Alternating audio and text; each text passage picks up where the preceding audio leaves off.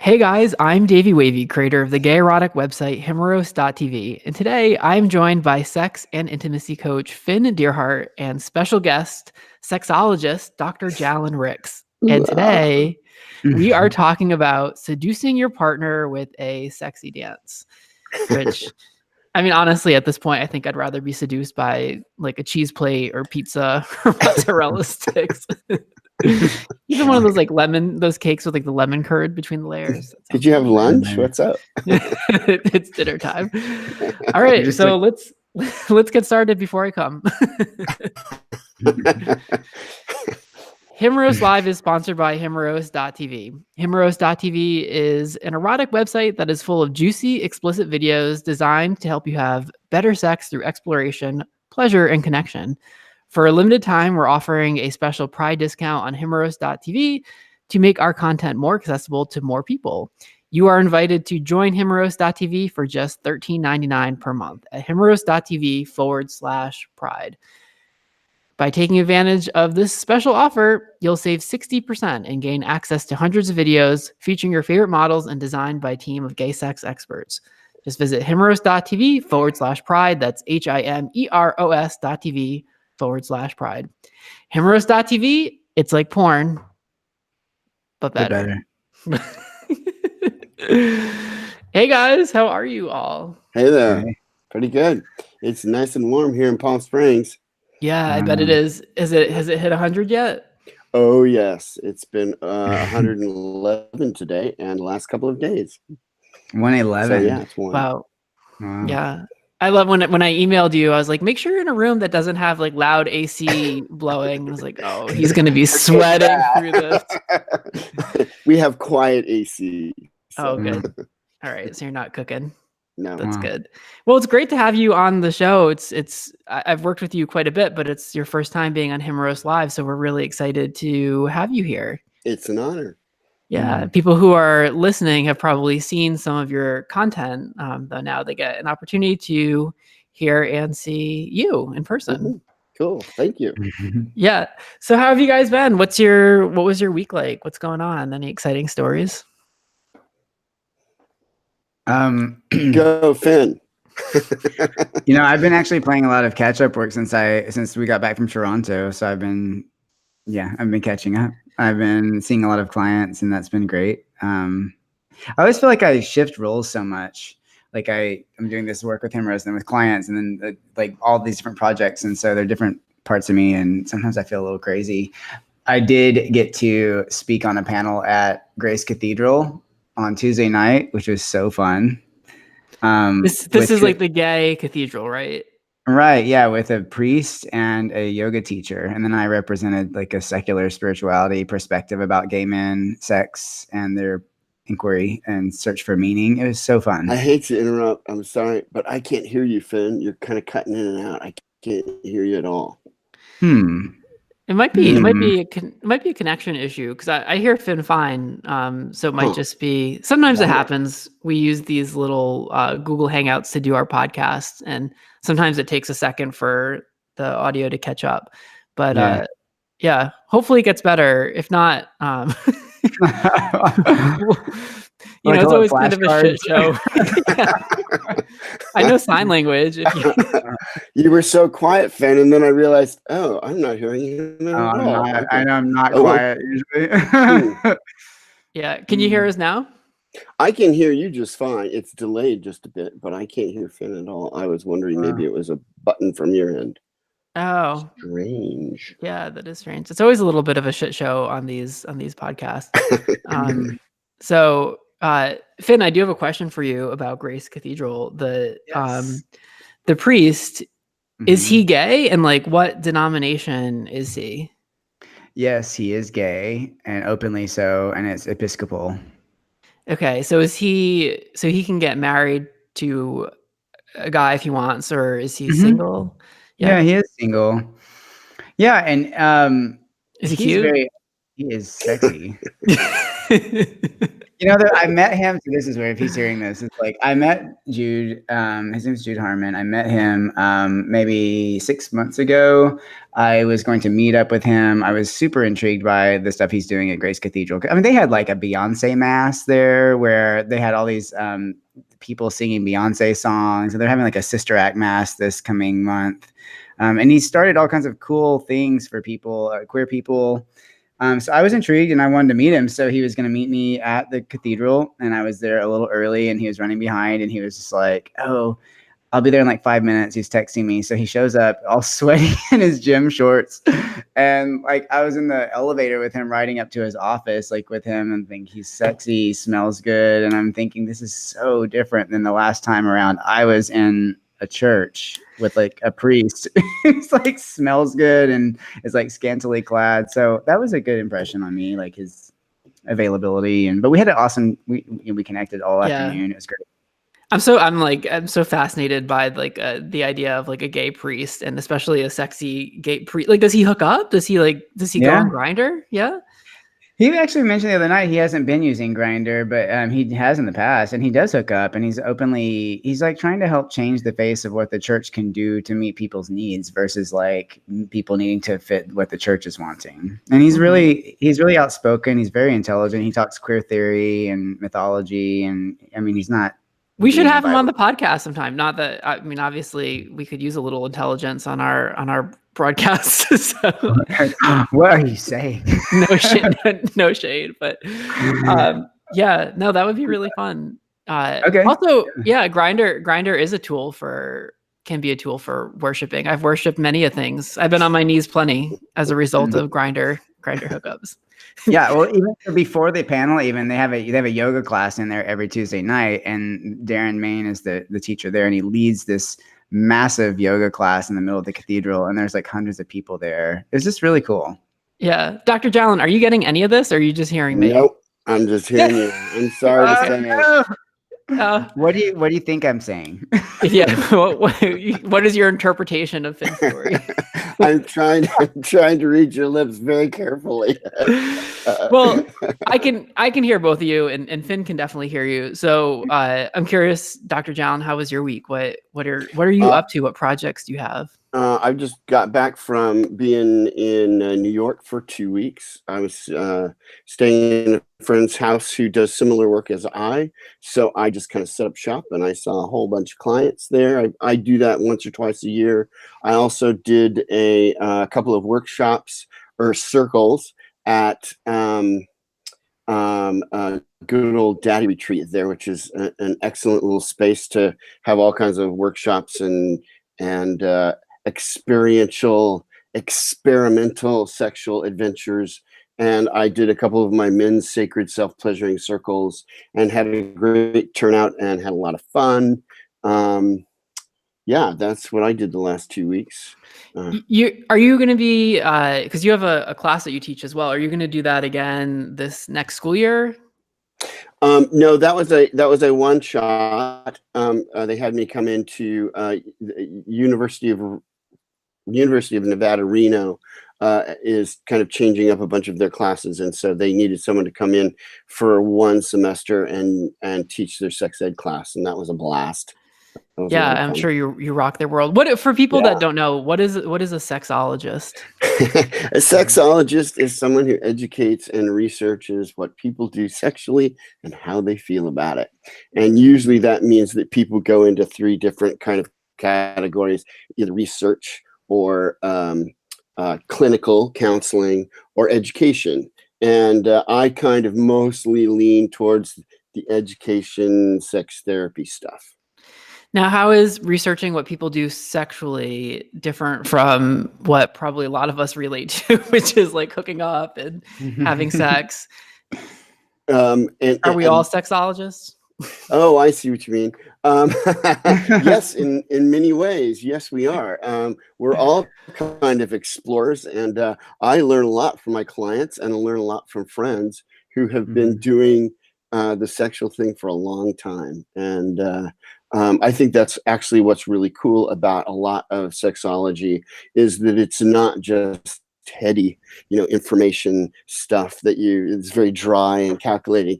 It's really juicy and quite exciting. And experiential learning, though that seems very scary for a lot of people when it comes to sexuality, experiential learning is so much fun. It's really the fun stuff is happening.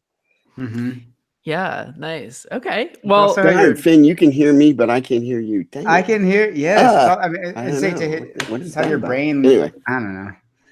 You pick up, like when you do experiential learning, you pick up like so much more. Your brain can open up and absorb what's happening versus just talking about it alone. Finn is just saying that you're brilliant. So gosh. Yeah. Wow, I wish I could hear. Finn, if you have any questions for Dr. Jalen, just text them to me because I can relay them in real time. I have an update. I have a burning update about my own little adventures. I am quite proud of this. Earlier this week, I hooked up with a guy that I met on Grindr, and for the first time in my life, I think, as far as I can remember, I took 3 fingers. Wow. In my butt. The first time? So. First time. Yeah, I think so. We were kind of, it's Pride Month, and I'm trying to celebrate Pride in my own special way. And since I don't drink and I don't really party, what's left? I do have sex. So I'm trying to do a month of like really mindful sex with either my boyfriend or with hookups. And for me, that just kind of means like really like plugging into my desires, like what I want, and expressing that and kind of like negotiating that with who I'm with to make sure that we have like a fun, exciting experience, and trying also to get my partner to like articulate what they want. And especially since a lot of the guys that I hook up with are younger, for a lot of them, it's kind of like new territory. So we were having sex and he was fingering me, and I was like, you know what I want right now? Like, I really want like more of that. Like, I want it harder, and I want like, I want to be like stretched out. I'm such a pig. So he was like, okay. And he put in another finger, and it was kind of like a little bit of a lot at first. And then I got used to it. And then I was like, fuck it. Like, I think I want a third. And it kind of maxed me out. I would have gone for the 4th, but it's just funny because like I don't have a huge capacity to take like really big objects in my butt, but something like can click psychologically or mentally, like when you get into that headspace and when you really like relax and you trust the person you're with. I don't know. I just kind of found myself like pushing my boundaries in a way that I never have before. Scout's honor. Scouts, is that 4? I think it's 3. Scouts honor. Oh, is it 3? Scout, yeah, I think. well, I don't know. There you go. I'm officially a Boy Scout. I don't know. It was just this like edge between like pain and pleasure that I hadn't really played with before. A little fear. A little fear, yeah. Like, I what's gonna happen? Is this gonna hurt? Am I gonna be able to? Yeah. I kind of surprised myself. I don't know. It was good. I think it's great that you were in the moment and you asked for what you want. Usually we get in that sexy zone and suddenly we kind of teach ourselves to just quiet down, but you were able to kind of go, oh, I want more of that, please, thank you. And you got it. Yeah, it seems like such a silly and small and obvious thing when someone points out that during sex you should ask for what you want, but there's so many times where you're just laying in bed thinking like almost through like ESP that they're gonna somehow tune into what it is you want to do, and instead of asking for it, we just sit there and hope that we get it. And sometimes you do, but a lot of times you don't. And I think in this instance, he really wanted to put more fingers in me, but he was like waiting for me to kind of cue him in that that's what I wanted too. So we'll see. Nice. Maybe next week I'll have 4 or 5. Well, who knows? Yeah. Otherwise, though, I mean, that was kind of the highlight of my week. But we've been planning, Dr. John. We have a shoot that Finn and I are doing in Finn, what is it, like less than 2 weeks we'll be out there? 2 weeks? Yeah, 2 weeks. 2 weeks. In Sweden, about 3 hours north of Stockholm. So Cool. we're going to be in that like range of land where the sun never really like fully sets. And we're going to be filming a project about the cornerstones of desire, cornerstones of eroticism. Eroticism.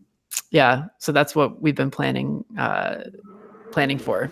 Nice. So yes.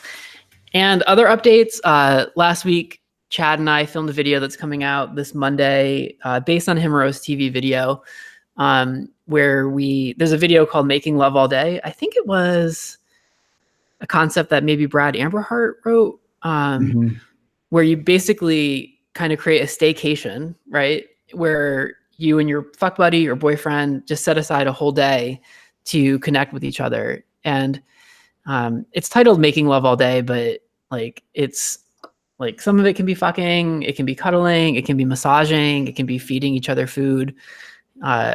We at one point like cleaned the house in our underwear. Like that was our nothing sexier than a man with a broom. So we did that. Depends on where you put it, but So that will be coming out on Monday. I also posted a video about straight pride, which we talked a little bit about last week. I was feeling my oats. I know Finn saw this. Finn saw this video. You shared it too, right, Finn? I did. Yeah. Yeah. And somebody actually said something on there. Like they were like, he seems fun, but he's a douchebag or something like that. I was just like, what? They don't even know you. It's such a bizarre thing. I was thinking about like how you were talking about people's reactions, but I loved it. And then a lot of people did like it. So nice. Yeah. I was feeling my oats. And again, like this happens every year. There's always this conversation about like why there's no straight pride. And so it was basically me trolling straight people and the contributions that like straight culture has made to the world. I forget what I said. It was like Applebee's or wearing socks with sandals. Like these are the things that like, that straight culture has contributed. But I was reading, but this straight pride is an actual thing that they're apparently doing in Boston, and it's being organized, and the parade route is basically mirroring what the gay pride parade route was. And they have a grand marshal, and I was like, who would be the grand marshal of this parade? No. Did you hear who it is? No. Okay. So as soon as I clicked it, I was like, oh, of course it is. I for the life of me, I cannot pronounce this guy's name, but it's like Milo Yiannopoulos or something like that. Oh yeah. Do you know who I'm talking about? I think so. Yeah. I hope I never know who he is well enough to be able to like actually pronounce his name, because he's like, Finn, do you know who he is? I have no idea you're talking about. No.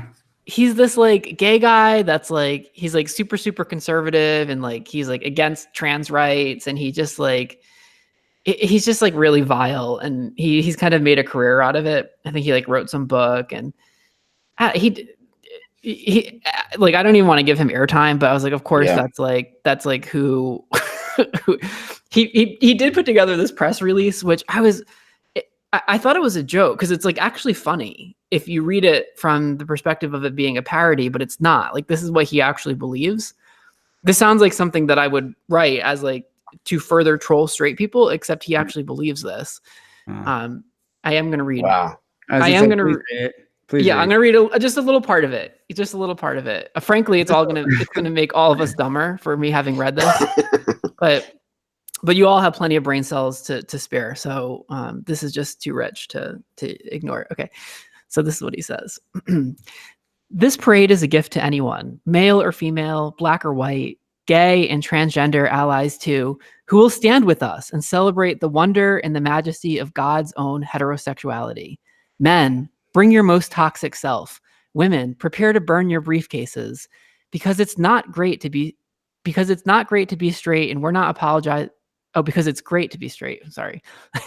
It's great to be straight, and we're not apologizing for it anymore. We're here, and we're not queer. Wow. Yeah. It's great to be straight, and he's not apologizing for it. Yeah. As if we've ever asked them to apologize for being straight. I just, what? Yeah. Yeah. Right. Who's asked that? Like who? I No know. one need. Yeah. I don't know.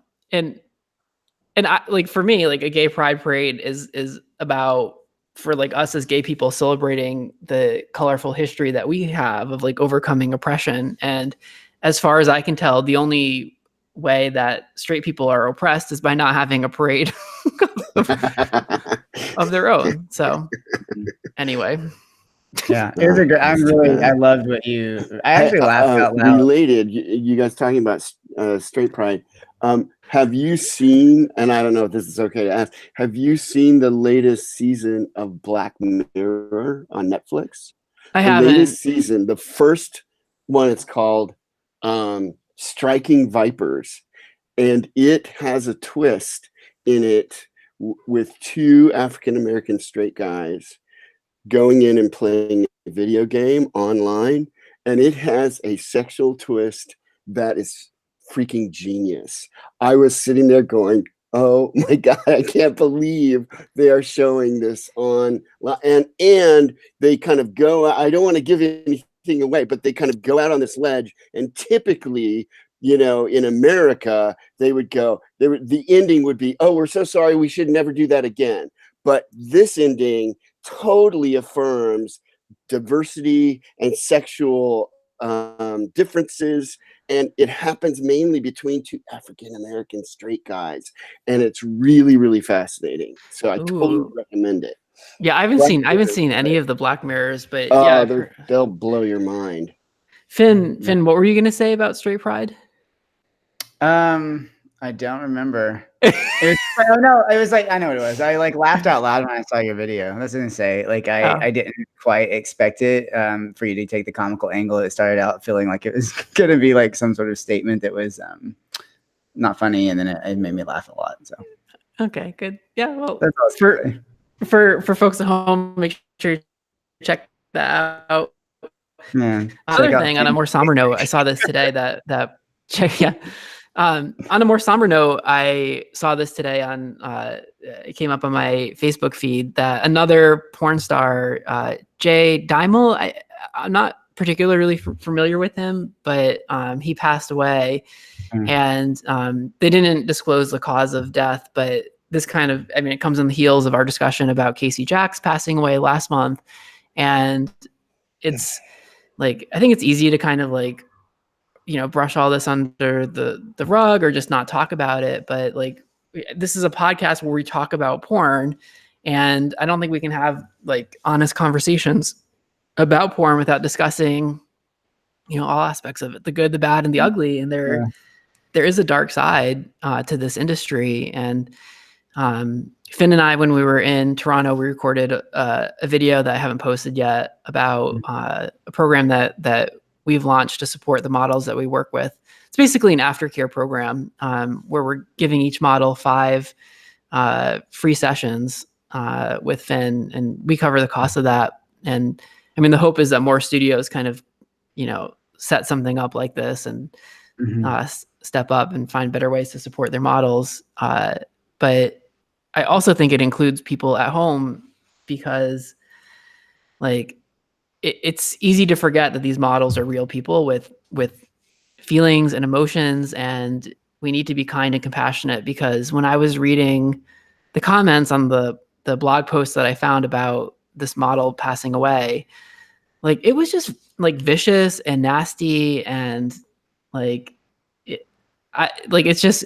was really gross. And so you can kind of see this environment that these models that we're all, consuming and pulling from, that they're in, and it's it's just really gross.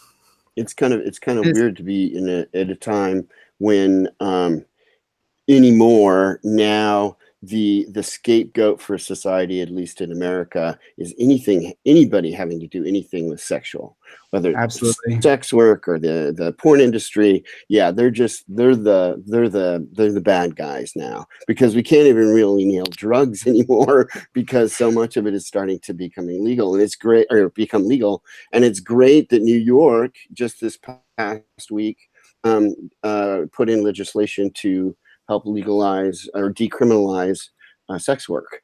So I think all of that is kind of moving in the same direction, because yes, all of the people, all the hundreds of thousands of people, from sex educators in high school, from researchers to sex workers to porn stars, we're all working in the same industry, and that is healthy sexuality.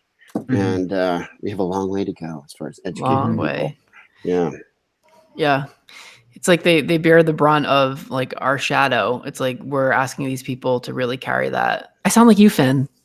I was like, God, that sounds familiar. But it's true. They are. Like they're holding a space for everybody in permission to do all these things, and then people that are consuming it or allowing it, really vicariously experiencing their own fantasies through what other people are willing to do openly. And I think a lot of people, again, this is generalization, but I think a lot of people, once they close their laptop down, it's like out of sight, out of mind. I didn't do that. I don't think about that. And you do, you nasty fucks. About these things. And worse. Yeah. So let's, the moral of the story is let's all be a little bit kinder and gentler and more compassionate. Really, it's just, I don't know what else to do at this point. I don't even understand why they would be so nasty anyway. Like that always baffles me. Like, why? If someone passing away, it doesn't matter who they are. It's like, can you have some respect for, the family and the person? Yeah. You think very highly of the internet. I think it must bring out the worst in people often. Yeah, it does. It does. You got called a douchebag on my Facebook page.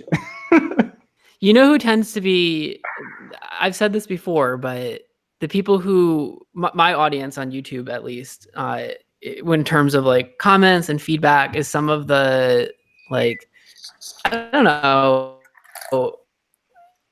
it's good people. Like the videos that I create aren't like catty or mean, and I think it attracts a demographic of folks that are really more tuned in than maybe like the average internet user, a little bit more evolved. And actually, speaking of which, I uploaded a video on Monday with it tied really to the video that we're about to discuss on Himeros TV, where I interviewed a go-go dancer, a Brazilian go-go dancer named Ginger Eddie. And he's this really like sweet, super shy go-go dancer. And we're going to discuss this in a bit, but the video is basically like how you would dance intimately for someone. And he dances for like large groups of people. So I figured he might know a thing or two about like being sexy or how to seduce someone. And it was funny. He was perfect for this because what I expected was this really like outgoing go-go dancer who does all these like circuit parties. And he was actually like really shy and really nervous. And he was nervous even just like being interviewed. And it was endearing. And I think it's relatable because a lot of us like feel that way about dancing for a hookup or a boyfriend. Like that's how I feel if I have to like totally dance for someone. So me too. Yeah. And I want to. This is a fantasy of mine that I have never, like, I've thought about this a few times. Like, I just want to dance for my boyfriend and like set this thing up, but it's like I haven't been able to really do it yet. And he still was a go-go dancer, and he's never danced for me, and I've asked him to. Well, yeah, he was saying that it's easier to dance for a boyfriend than it is to dance for a crowd because the boyfriend already likes you, and for a crowd, like you have to win them over. But I was like, I don't think that's true because like the crowd doesn't know you.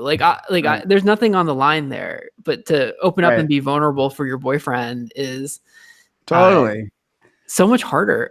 Maybe we should just get into the video. I don't know, because an audience can be extremely harsh, and they can sacrifice someone, on the pole of dancing pretty harshly. I mean, hopefully they're merciful and they're throwing dollars and the whole thing. But I feel like when you can dance for someone, perhaps someone that you've already had sex with, you can take a few more risks. And maybe like in the video, maybe even kind of give them a heads up. hey, I'm gonna really put my dick on the line here. And so I'm hoping you'll respond correctly. Just a little heads up like that can really change the mood in the room very quickly, I think. All right. Well, so let's dive in. Let's talk about this week's video. It is titled The Dancer, and it features Cade Maddox and Dalton Briggs. Cade does a really sexy dance for Dalton. He teases him, he seduces him, and then Dalton busts like a big nut on Cade's very muscular chest. So, Finn, I'm going to ask you in a second what you thought about this video. But first, since this is a video concept that you wrote, Dr. Jalen, I'd love to hear what for you like the message was in this video and what you want people to get out of it. Yeah, I actually, I have a friend of mine who is also a sexologist. She's on the East Coast, and she for a while taught these classes. It was something like seductive dancing for housewives or something like that. And she would tell me story after story of these women that would come in just hating their bodies and just having like an hour and a half session with her, as a class, so that they could kind of get comfortable moving their body. I mean, especially if you're going to take layers off, that kind of vulnerability is extremely excruciating. And yet it also, those classes would almost always have the women kind of in tears and coming away feeling so much better about their bodies and feeling transformed. And so that's something that I have kind of incorporated into my sex therapy, not dancing for my clients, but telling them to go home and whether it's with a couple or something like that, and see, or even just slow dancing can really, it can relax. It can be nervousness, but it can also relax your body with the music.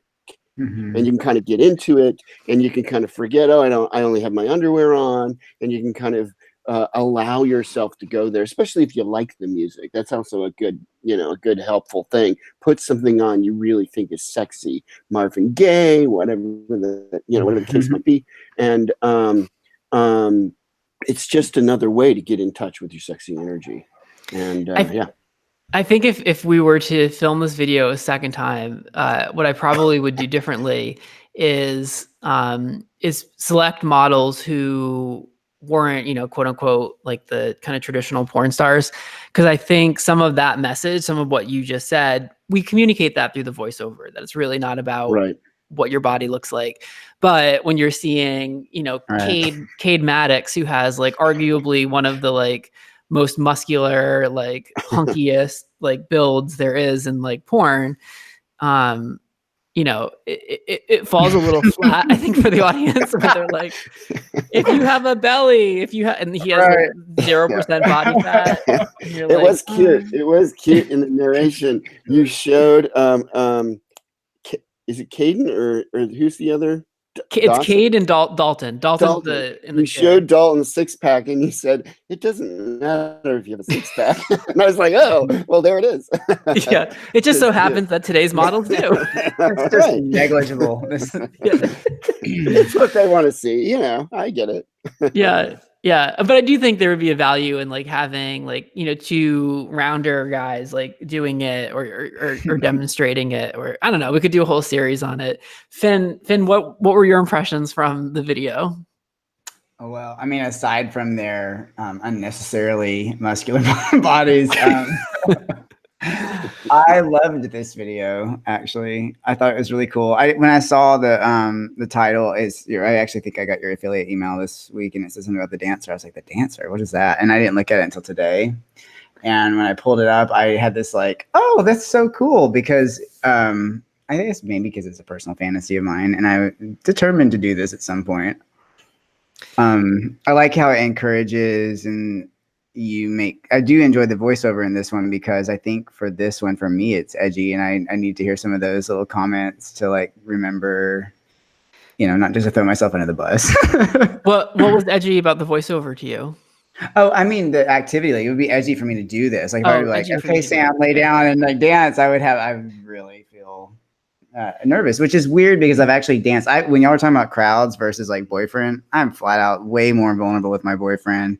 I used to dance for like fundraisers in front of people like in a leather jock, and I didn't care. Like I don't know if there's just like a narcissism in that, just imagining that they all like it. I don't know, but I didn't feel nervous about that. But doing it with my boyfriend feels really scary. So Finn, Dr. Jalen, no, you can't hear him, but Finn was saying that it's scarier for him to do this in front of his boyfriend than it is in a group. And what was interesting is that the models that we cast, the reason I picked Cade to dance is because he's a stripper. Like in real life, he's a stripper.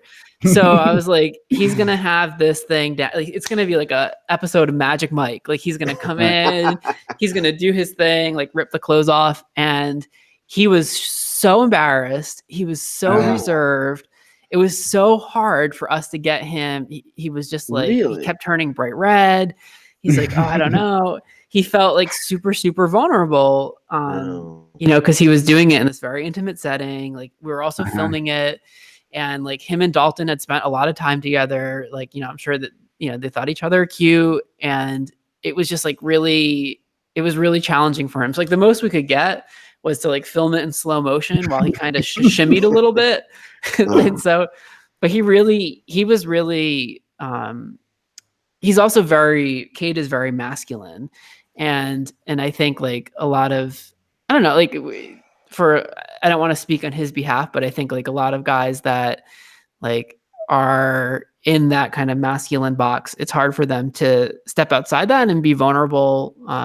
Because it to them is like, you know, it can be, I think when we open ourselves up like that, like it can be mistaken as, you know, weakness, or those vulnerabilities can be used against you. I mean, this is why it's challenging for me to do this in a relationship, is because I really have to trust that person, because if I open myself up and I make myself vulnerable, I'm basically giving them ammunition for like a future disagreement, or if I tell someone I'm self-conscious about my hairline, or that I think I'm too fat, like they can use that against me, and they'll know which buttons to press. Yeah, absolutely. You know, at the center of like male performative sexuality, which is kind of something that we all have to kind of work through if we're going to get to authenticity, the core thing there is like fear of rejection and humiliation. And because, you know, to experience that really nullifies our entire sexual bravado as men and all the masculinity shit that we have to put up with, and we've tried to, you know, build this artifice around. So the thing about being a stripper, though, I think that, you know, for one thing, I don't know for sure if he drinks, but, you know, being in the club and like having a few drinks and also being in like the lights and like the environment puts you in a position too where there's an added layer of safety there, I think. Yeah. That you don't have if your boyfriend's just on the couch looking at you, or like on the shoot, you know, when y'all are standing around just kind of watching. It's not like you don't have your mystique that you would normally have if you're out at the club. Yeah, Finn basically just said, I'm right. He said for the last minute and a half. He's like, you're right. No, he was saying that maybe it's a little bit easier at a club when there's alcohol and there's a mystique involved. And, you know, obviously on set, it's like, that's not it. Right. It was pretty intimate. Like we tried to make it so that there was no one else extra in the room. We filmed it we filmed it in Big Bear, and we filmed it in this cabin. And it looks like we used like a smoke machine or something. Like there's a lot there's a lot of atmosphere going on. And it was filmed by Travis Matthews, who's just like really talented, great filmmaker. And that smoke was actually because the fireplace kept backing up and just kind of like spewing like all sorts of smoke into the room. But it looked really beautiful. So I was happy with how it came out. And perhaps maybe we can, I would definitely, if one person's feeling particularly, I mean, I always translate this into relationships. So if one person is feeling particularly vulnerable, I would probably then have them both dance, you know, have them both get up, maybe just hold each other's hands, kind of get used to each other, and then kind of allow each other to kind of remove layers and do whatever they want, so that they're kind of both on an equal playing field.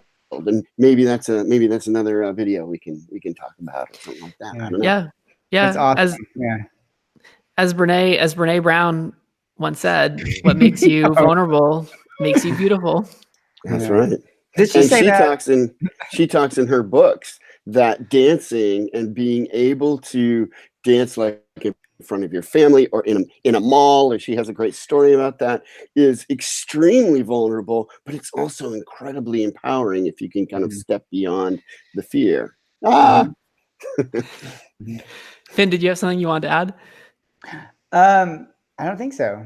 Okay. I love that Brene Brown came up again. She's Brene a regular Brown. on the podcast. Yes, yeah, we'll have to have her as a guest host sometime. That'd be great. Yeah. When I channel my inner Brene Brown, I would say that vulnerability is the pathway for connection, but it is also scary as fuck, and that is the paradox of love. Yeah. She didn't say that, but I did. That's pretty good. That's pretty good. Thank you. I do love the idea of having both guys dance together. That's really cool because it does quell the nervousness. And I haven't done it in that context where I'm going to do a striptease, but I have done that in a way with my partner to just put us in a playful space, and it helps. Yeah. Anything else to add, Dr. Jalen? Not that I can think of. All right, so let's move on to some questions. We're doing questions a little bit different this week. I asked Dr. Jalen to share 3 of the most frequently asked or answered questions that you get. And for folks at home, if you have questions for us to answer in a future episode, we love answering them. So please send them to Davey at daveywavey.tv. It's Davey. That's how you spell Davey. People forget the E. And yeah, send them over. All right. Question number 1. So I'll ask the question, and we'll do Dr. Jalen. You can weigh in, Finn, and then I'll go last. Question number 1 is, how come my dick doesn't work? And then in parentheses, the way I want it to.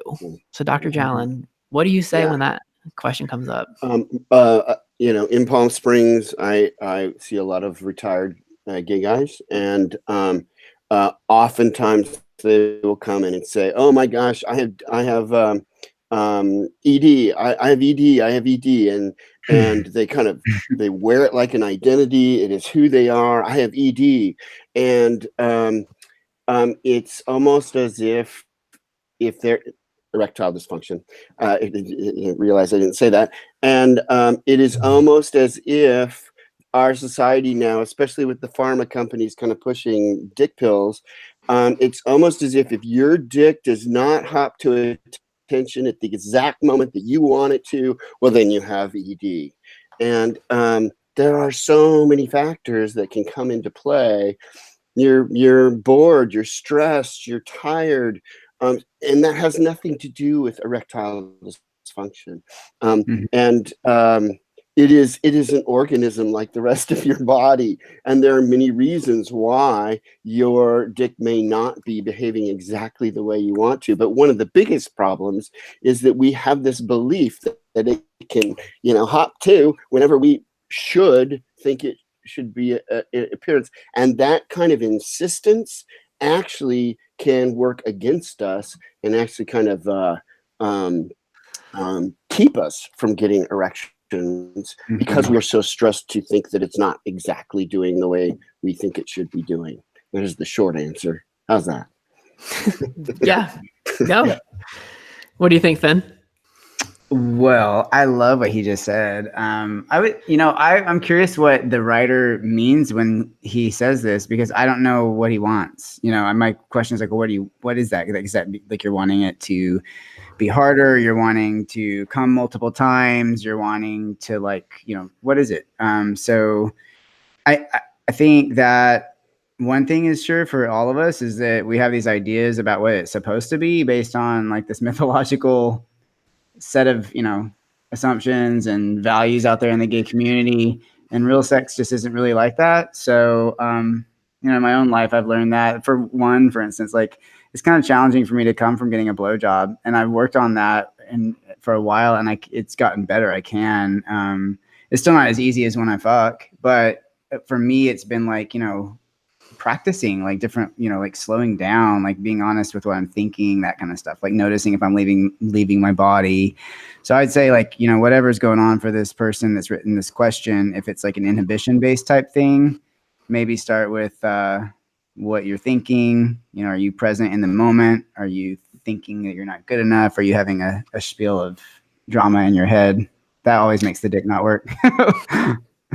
Yeah, it's kind of like, is it easier to make your dick change the way it works, or is it easier to change the way you think your dick should work? Right. Right. Like, right. Exactly. And then that changes the way your dick works. If you change the way you think. So like when I was taking my 3 fingers inside me the other day, like the last thing I was thinking about was like an erection or who's hard, or like erections are one aspect of sex, but there's a million aspects of sex. And I think like gay men they'd be well served to recognize that like erections in mainstream porn, like what we're seeing, what we're being fed, it's fake. Like those guys are injecting their dicks, they're taking Viagra, like it's being edited around erections, like it's not real. And a hard cock is not needed for someone to experience pleasure. And it's not a measure of your manliness or your ability to perform. Like I think I had mentioned earlier that I was interviewing older guys in Palm Springs about their sexual experiences. And like there was one guy in particular that I interviewed, and like all he wanted to talk about was like how his dick no longer gets hard and how he takes Viagra, and thank God for Viagra. And it's like, I was like, sex is so much more than that. And he was like, what? Like, like he hadn't considered it. I'm like, who the hell am I? I'm 35 years old. This man has like 50 more years of sexual experience than I do. And like, he's in this like world of just hard dicks. I don't know. I'm sure you see that all the time, Dr. Jalen. Yeah. And actually going for overall satisfaction of the entire experience, set your body up to provide you erections much better than you kind of going, okay, we're going into having sex now. If I don't get an erection, I'm going to be a failure. Where's the satisfaction in any of that? Yeah. Mm-hmm. Yeah. I'm going to add one more thing that arousal disconcordant means you're like, you have a boner whenever there's something that's actually not arousing to you. It just happens. Or you are highly aroused psychologically, but you don't have a boner for some reason, because those are slightly different physiological tracks. So often having a really hard boner is just a sign that you feel psychologically safe to express. It doesn't necessarily mean something is like really hot to you. So, you could just be, there's all kinds of factors to consider besides just, am I working right or not? Awesome. All right. Question number 2. This is a short one. 3 words. Am I normal? Do you get that one a lot, Dr. Challen? I can guess pretty much anybody who comes to see me in one way or another are asking the question. They're asking the question in one way or another. Am I the weird one? Is what I really like, the strange thing? And, I kind of at times have 2 answers for that. Number one, I'll usually say, yes, you are normal, mainly because everybody's different and that makes you normal, right? Sometimes I'd rather say, no, you're not normal. You are unique just the way you are. And everybody's not normal. There is no such thing as normal. But we're so, set on conforming and feeling like we fit in and that we're not the weird one out, especially in the gay community when we have a high kind of outcast factor. We want to fit in and we want to be accepted. That's really the point. We want to be accepted. And to do that, we're willing to kind of do anything really to kind of fall in line. And yet that does not really create sexual satisfaction. Mm-hmm. So normal's kind of like, meh, but a lot of people are very interested in that. Well, it's like, why are people more interested in like fitting in and like, being quote unquote normal than in being authentic? Like, yeah. I don't, and also like, when people ask that question, like, is this normal in my relationship, or is this normal? I think a more productive way of asking that is like, is this healthy? Like, is what I'm doing healthy? Is it constructive? Is it destructive? Like, that's a question you can have a conversation about. But yeah, to me, like normal just means like, are most people doing it? And like, and maybe they're not. Like maybe your fetish is like really particular. Maybe you like, conspicuous collarbones, and like here's like the news flash, like normal, like what most people are doing, like most people are really fucking uninteresting. Like, so where is this like desire to fit in? Like I think of when I go shopping or something, like you go into a store and they'll be like, oh, this is our most popular sweater, or this is our most popular, our best-selling t-shirt or best-selling shoes, like as if like that's the one that I'm supposed to get because everyone else is getting it. And in my mind, I'm like, well, if everyone else has that, then I'm definitely not gonna buy it. Exactly. So I don't know.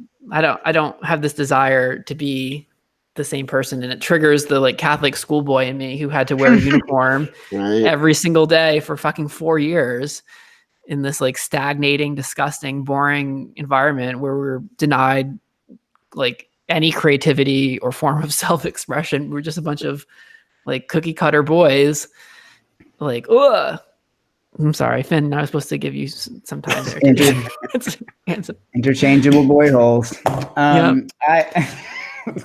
I feel like I've asked my therapist this question multiple times. Like, is this normal? Like, and she'll never give me an answer. But it's usually, and I'll say, what I think about this question is that really what that person is saying is I feel really vulnerable about something. So, I don't know about fitting in. Maybe it's about fitting in. I don't know that the desire to fit in is the end goal for people as much as it is to alleviate the feeling of the vulnerability that they're having somehow, to quell that. So I'm more interested to know, what is it that you're wanting? Are you able to have that? Do you feel like you're unable to attain something? It's outside of your grasp, or you're challenged in some kind of way and you want to know if you're going to be able to get there. Those are the things that come up for me around this question. Because I know I've asked that question too. And I know that there's no answer to that question. Even as I'm saying it, I'm like, just give me some sort of reflection that makes me feel good. And she'll be like, well, I'm really curious about why is it that you're wanting that? And what like, why do you want to be normal, Finn? Why do you want to be normal? Put it back in my lap. I just need to feel that I'm good. So I think there's a vulnerability there. And, I'd say explore that part. Next time you ask that, you'll see my little head pop up, and I'll be like, you can see me being, well, normal people are boring. Or Davey's like shaking his head, be like, you're not normal. No. Yeah, you're fucking not. You're not. Thank God you're not normal. All right, question number 3. We're coming up on the end of the podcast here, so I think I'll leave this one with just Dr. Jalen. I'm sure you get this question a lot. How do I know if I'm a sex addict? Yes. Oh boy. Yeah. In my practice, at least my practice, I have rarely ever had someone come in and actually be truly compulsive in their sexual behavior. There are people that are like that, but to be brief, since we are running out of time, the real way to know is to ask yourself, is it a real problem? I know plenty of people who masturbate a lot, and it fills their life with joy, and they're productive members of society. They have families, they have children, they have friends. No big deal. And yet many aspects of the addict industry would say just because they masturbate makes them an addict. I do have a lot of people come to me who are afraid they are sex addicts, and that fear gets in the way of their good fun time. So the real way to know if it is a problem is to ask the question, is it a problem? If you enjoy sex and it doesn't interfere with parts of your life, great. If you are about to lose your job because you won't stop looking at porn at work, that's a problem. So asking real practically, is this really a problem? Is it really keeping you from doing the things that you want in life? Is really the question to ask. Not, oh my gosh, I have sex, so I better run to rehab. That can. I meet a lot more people afraid of being sex addicts than actually are. I'll just put it that way. Interesting. Yeah. All right. Well, since we're coming up on the end here, just a reminder to folks to visit himeros.tv/pride to save 60% off your membership. It is as little as $13.99 per month for a limited time. Next week, we're going to talk about a video titled Making Love All Day. Finn, where can people find more of you? FinnDeerhart.com, FinnDeerhart.com. And Dr. Jalen, where can people find more of you? drricks.com. And when is this posted? I want to hear what Finn said. I was just going to say, yeah. You'll have to tune in to hear all of his insights. It will be up tomorrow. So boom. Cool. Yeah, we're quick. We're efficient. So thank you guys all for listening. I, again, apologize about the audio issues and hope to see you guys next week. And as always, more to come.